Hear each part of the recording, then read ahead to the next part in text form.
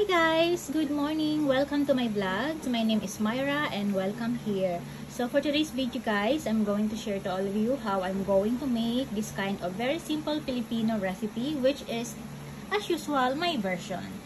And as you can see, I have sweet potato leaves. So this is one of the main ingredients. So I already wash and clean. And then of course this fish. I don't know what is exactly what is called this kind of fish, but anyway, don't mind it. Just fish. And of course, calamansi.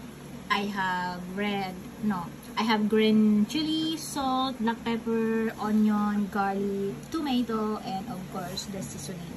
And yeah, the special one is this. Ito yung pinaghugasan ng bigas. Diba magsasaing ka, and then yung pangatlong paghugas mo bago ka magsaing, diba? Yung pang-apat guys, ito na siya. Ito yung pang-apat na hugas bigas. So anyway, wala lang. Normally kasi sa Bicol ginagawa ito namin. Kasi para sa amin, mas malasa siya, and ewan ko, basta ganon. may benefits naman kasi yan guys. May benefits naman. So now, let's start it guys. I'm going to start cooking. Happy watching guys. Join with me. Hey guys, everything is ready. So I'm using this one. And this is the other ingredients. But first, I'm going to add the pinaghugasan ng bigas.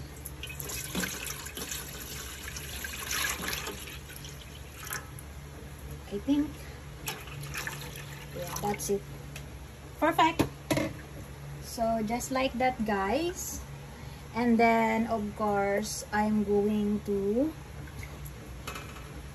switch the gasol.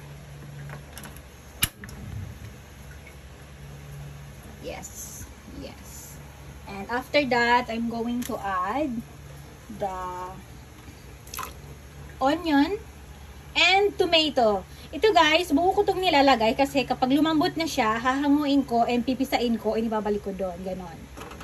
And garlic. And green chili. So, ganon lang guys. Maglagay na rin ako ng salt. And black pepper. And yeah. Konting seasoning. Yan, konti lang. And then that's it. Hahayaan ko siya guys na kumulo, tatakpan ko muna siya, and kapag kumulo na siya guys, saka ko ilalagay yung isda. So yun, ganun lang, madali. Tapos pag malapit na maluto, mahuhuli yung calamansi. So yeah, o diba, napaka easy lang.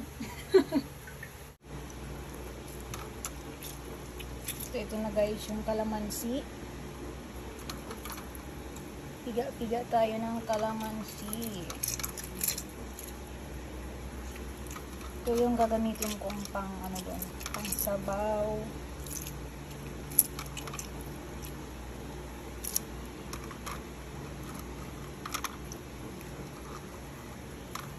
Nangangatog yung kamay ko, grabe. So that's it, ganyan lang siya guys. Tapos mamaya ilalagay ko yan doon.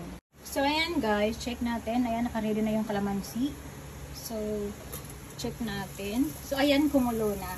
So, anyway, guys, naglagay pala ako ng konting yung, di ba, piniga ko na yung, calamansi. Tapos, ito na siya. Tapos, naglagay ako ng konti para mas matapang. Tapos, hahanguin ko rin siya. Kumbaga, parang kailangan ko lang yung kanyang aroma. Pero, hindi mo siya pwedeng matagal na iwan dito, guys. Kasi, papait siya. So, kunti lang. Ngayon, hahanguin na natin siya at itatapon na. Ayan. Tapos ito, dahil malambot na siya guys, ang gagawin dito, dudurugin ko siya. So dito ko siya guys ilalagay ngayon. Tapos dudurugin ko siya mamaya, tapos ibabalik ko dito. So ganun lang. Tapos ngayon, ang ilalagay ko na ay yung isda. Happy swimming! Happy swimming. O diba? Marami akong nilagay guys na sabaw. Huwag kang mag-worry. Kasi mahilig kami guys sa sabaw. Ayan. Sabaw is life. So, ganon. Tapos, papakuluin ko lang siya. Tapos, after kong madurog ito, ibabalik ko siya dito. So, ganon lang. Paktan ko siya ulit. So, ngayon, diba, ganyan lang. So, dudurugin mo lang siya. Medyo matigas talbos pa nga eh. Tapos babalik ko siya doon ngayon sa... So ayan, durog na. Yan. Ngayon ilalagay ko na siya doon sa isda. Ayan siya.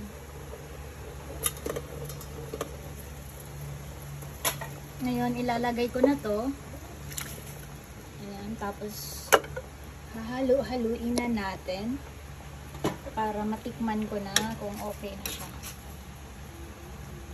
Mas maganda guys kung mas maraming gulay, like labanos, kaso wala ako nun. So yan lang ang meron ako ngayon, talbos. Tapos kapatid ko, inuutosan kong lumabas, ayaw niya. So edi yan lang ang sahog namin.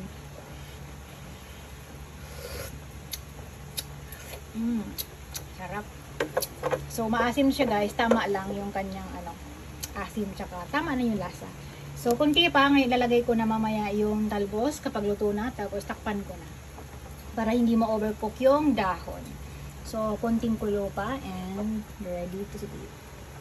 Hi guys! So ito pala, may leftover pala ako kagabi na century tuna. So ayan na siya. Ngayon, nilagyan ko siya ng egg, tapos sibuyas, bawang. So, ginawa ko siyang scrambled egg na may pinaghalo ko.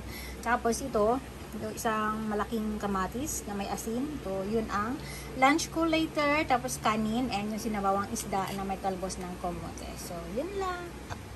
So, ayun guys, check na natin. I'm sure luto na. Kasi mabilis naman maluto yung isda. So, ngayon guys, ilalagay ko na yung kamote and that's it. Luto na to guys. Luto na. So, ilalagay ko na siya. Tapos, papatayin ko na yung apoy. Hindi ko na siya papakuluin. So, yeah, that's it everyone. Yun lang yung aking version ng pagluto ng super simple na isda. Na kung ano lang ang available na merong ingredients dito sa bahay. Ano ba? May nalipad. So, that's it guys. Thanks for watching. And yeah, so this is how it looks like. Bye guys!